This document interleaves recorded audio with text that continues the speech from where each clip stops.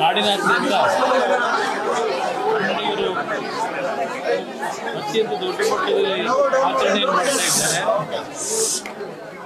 ನಾಡಿನ ಪ್ರತಿ ಕುಟುಂಬದ ಕನ್ನಡಿಗರಿಗೆ ನಾಡಿನಲ್ಲಿ ವಾಸವನ್ನು ಮಾಡ್ತಾ ಇರ್ತಕ್ಕಂಥ ಪ್ರತಿಯೊಬ್ಬರಿಗೂ ತಾಯಿ ಭುವನೇಶ್ವರಿ ಒಳ್ಳೆಯ ಬದುಕನ್ನು ಕೊಡಲಿ ಅಂತಕ್ಕಂಥ ಶುಭ ಹಾರೈಸ್ತಾರೆ.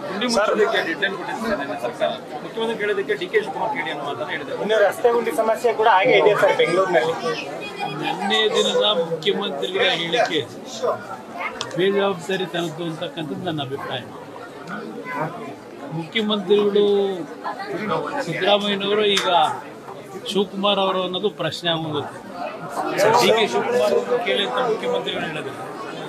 ಮುಖ್ಯಮಂತ್ರಿಗಳೇ ಸಭೆ ಮಾಡಿ ಒಂದು ಡೆಡ್ಲೈನ್ ಕೊಟ್ಟು ಕಾಲದ ಒಂದು ಗಡುವನ್ನು ಕೊಟ್ಟು ಇದನ್ನು ಗುಂಡಿಗಳನ್ನು ಮುಚ್ಚಬೇಕು ಅಂತ ಹೇಳಿ ಮುಖ್ಯಮಂತ್ರಿಗಳ ಮಾತುಗಳು ಸಹ ಎಷ್ಟು ಬೆಲೆ ಈ ಅಧಿಕಾರಿಗಳು ಕೊಡ್ತಾ ಇದ್ದಾರೆ ಅಂತಕ್ಕಂಥದ್ದು ಮುಖ್ಯಮಂತ್ರಿಗಳ ಹೇಳಿಕೆ ನೋಡಿದಾಗ ಅವರು ಈ ರಾಜ್ಯದ ಮುಖ್ಯಮಂತ್ರಿಯಾಗಿ ನಿರ್ವಹಣೆ ಮಾಡಲಿಕ್ಕೆ ಕೆಲಸವನ್ನು ಅಸಮರ್ಥರಾಗಿದ್ದೇನೆ ಅಂತಕ್ಕಂಥನೇ ಆದರೂ ಅದರಲ್ಲಿ ಅರ್ಥೈಸಿದ್ದಾರೆ ಅಂತಕ್ಕಂಥದ್ದು ಸರ್, ನವೆಂಬರ್ 21ಕ್ಕೆ ಡಿ ಕೆ ಶಿವಕುಮಾರ್ ಅವರು ಮುಖ್ಯಮಂತ್ರಿಯಾಗಿ ಪದಗ್ರಹಣ ಸ್ವೀಕಾರ ಮಾಡ್ತಾರೆ ಅಂತ ಚರ್ಚೆ ಆಗ್ತಾ ಇದೆ ಸರ್. ಅದು ಅವರ ಪಕ್ಷದಲ್ಲಿ ನಡೆಯತಕ್ಕಂಥ ತೀರ್ಮಾನಗಳೇನಿದೆ ಅವರವರಿಗೆ ಬಿಟ್ಟಂಥದ್ದು.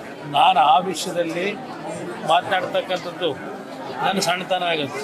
ಅವ್ರ ಪಕ್ಷದಲ್ಲಿ ಆ ಪಕ್ಷದ ಉಳಿವಿಗೆ ಏನೇನು ತೀರ್ಮಾನಗಳು ಮಾಡಬೇಕು ಅವರು ಮಾಡ್ತಾರೆ.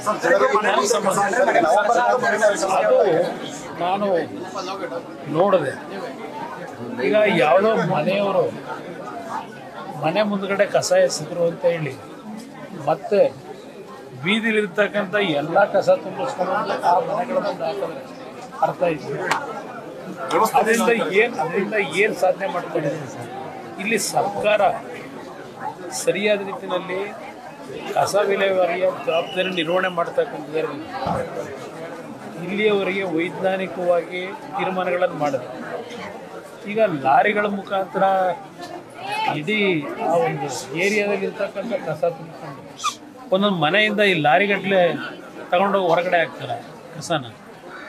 ಇವತ್ತು ಎಲ್ಲೆಲ್ಲೋ ತುಂಬಿರ್ತಕ್ಕಂಥದ್ದೆಲ್ಲ ಅವ್ರಿಗೆ ಏನಾಗಿದೆ, ಕಸವನ್ನು ವಿಲೇವಾರಿ ಮಾಡ್ತಕ್ಕಂಥ ಬಹುಶಃ ಜಾಗ ಇಲ್ಲದೆ ಆ ಮನೆಗಳ ಮುಂದೆ ಹಾಕಿದ್ರೆ ಆ ಮನೆಯವರು ಎಲ್ಲಾದ್ರೂ ತಗೊಂಡೋಗಿ ಎಲ್ಲಾದರೂ ಹಾಕ್ಬೋದು ಅಂತ ಹೇಳಿ ಹೊಸ ವಿನೂತನವಾದಂಥ ಕಾರ್ಯಕ್ರಮ ಪ್ರಾರಂಭ ಮಾಡಿದ್ದೀರಿ ಅನ್ನೋದು ನನ್ನ ಅಭಿಪ್ರಾಯ.